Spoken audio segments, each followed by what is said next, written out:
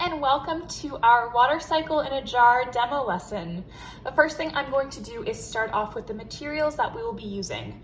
So I have a jar here and I have some boiling water from the kettle. I have some ice cubes that I put in a bowl, but you can put it in a plate as well. And I have some hairspray. So the first thing that I'm going to do is I'm going to pour the boiling water into the jar, about a third of the way. And then I'm going to give it a little bit of a swirl. And then I'm going to take my hairspray and I'm going to give it a little squirt. And I'm going to cap off with the bowl of ice. And I'm going to make sure that it's completely covering the jar. So this all happened extremely quickly, so I'm going to explain the science behind it and what actually happened. So the first thing that I'm going to point out is that heat rises. So that's why it's very important to immediately cap off this whole experiment with the bowl. While we're watching what's going on inside of the jar, not only is the hot air moving up, but also the water vapor. And this phase is what we call evaporation. So in this case, that means that the liquid water droplets have gotten hot enough and have gone from a liquid stage into a gas stage. They're starting to rise up, but they're still being capped by the bowl on top.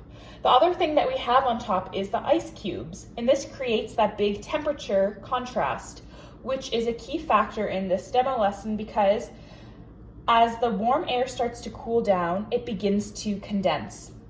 Another thing we did was that we added the hairspray, and this works as our cloud condensation. So in real life, this comes in the form of dust particles, dirt, or some form of pollution. And the big reason that's important is because as those water vapor droplets start to rise, they find some cooler air and condense, and they need something to grab or latch onto, which are essentially these dust and dirt particles that are flying around in the atmosphere for those water droplets to condense on top of. Another thing you're going to notice as this experiment goes on is not only do we have the cloud that's forming on the inside of the jar, but we have a lot of those water droplets in there as well. And this phase is what we call condensation. So as you can see the little water droplets on the surface? That's the condensation taking place, and it's starting to turn back into a liquid form. At this point, now that we have the contrast between the rising hot air, the cold air, and something for the liquid to latch onto, it looks like we not only have a cloud on the inside, but it is also starting to rain. So as you can see that we have the little water droplets trickling down the side of the jar, and this would be considered the precipitation phase of the water cycle. And this is essentially what rain does when it hits the ground level.